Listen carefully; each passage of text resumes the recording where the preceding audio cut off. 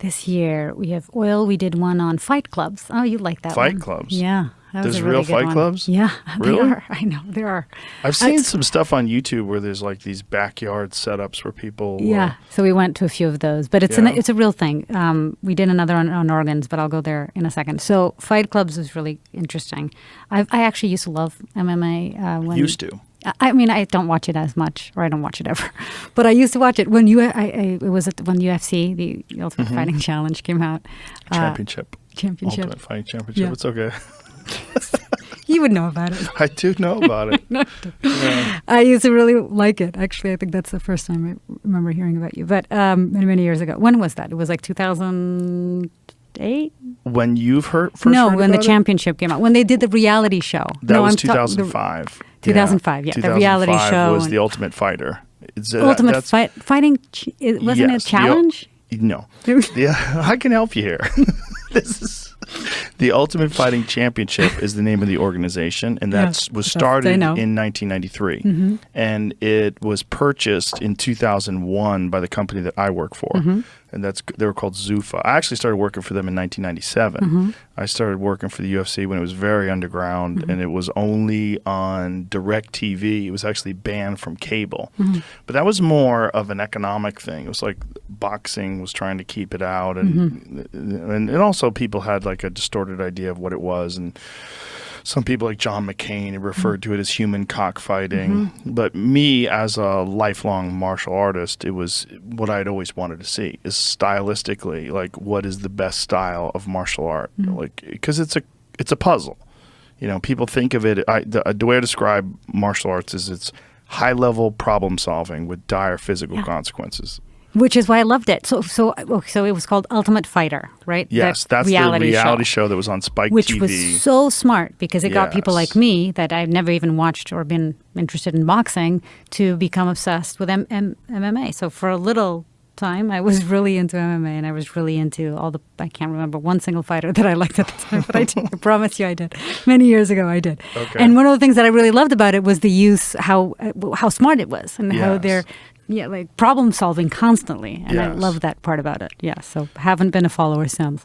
But having liked it at some point in my life and followed it, I started hearing about these fight clubs, and they do exist. And right now, we basically, the episode is about one particular league. It's BKFC, Bare Knuckle Fighting. Have you heard of them?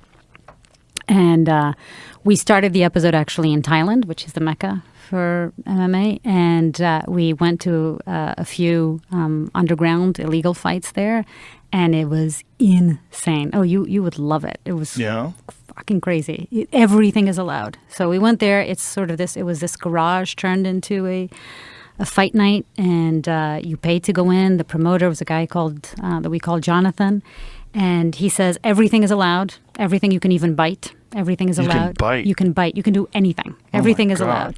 And if people, because there's not an actual ring, if people come towards us, just push them back in.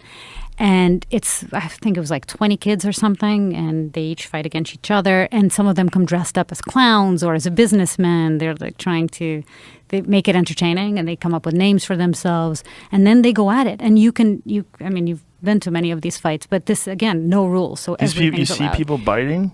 I didn't actually see people biting, but I did see a lot of blood, and there was no medics there, and there's no ambulances, and there's no medical whatever. And then there were two kids in particular that we filmed that had a lot of blood coming out, and then so that was Thailand, and we spent time there with BKFC there, that is actually run by a guy called Nick Chapman. And he was, two of the fighters that he had for his upcoming big event actually came from these groups, from the the underground fighting. And it was a big draw because the underground fight that these two kids had fought had millions of viewers, and people loved it. And so then he brought them to the limelight of the BKFC, and he had them fight. And then we came to the U.S. and trying to figure out, wait, is this really happening here? Because, like you said, you see these videos on YouTube, but how big a thing is this? But the first place we went was in Detroit, And we went to this, in this case, it was actually an illegal boxing match. And it was a soup kitchen for the homeless during the day. And at night, it became a gambling and fight club league. Whoa. And it was boxing. Again, lots of kids, lots of gambling. So in this case, it's sort of what is legal and illegal changes in state by state. It's not legal. I think BKFC is actually not legal. Bare knuckle fighting is not legal in more than half of the U.S. And in Michigan, for example, Detroit, this was boxing, but you can't, if there's gambling involved, they don't have a license. So all of it was illegal and there was gambling involved. And you're supposed to have paramedics on site and an ambulance on site. None of that happened. We filmed with one of the kids that got really badly hit, and he was taken out with his brother, like holding him out into the night. It was fascinating. So it's there. And then we follow this one kid who's 18 years old, the youngest ever BKFC fighter, as he sort of starts going to tryouts and then has his spot. And then we filmed his first fight at the BKFC. And it was really fascinating episode. They're doing a lot of what they're doing is they're taking fighters that are sort of they fought for big organizations like the UFC and didn't do that well. And this is or they did well, and maybe their time is up, and then they offer them a lot of money to fight bare knuckle fights. And apparently they're offering them a lot of money. And we interviewed David Feldman,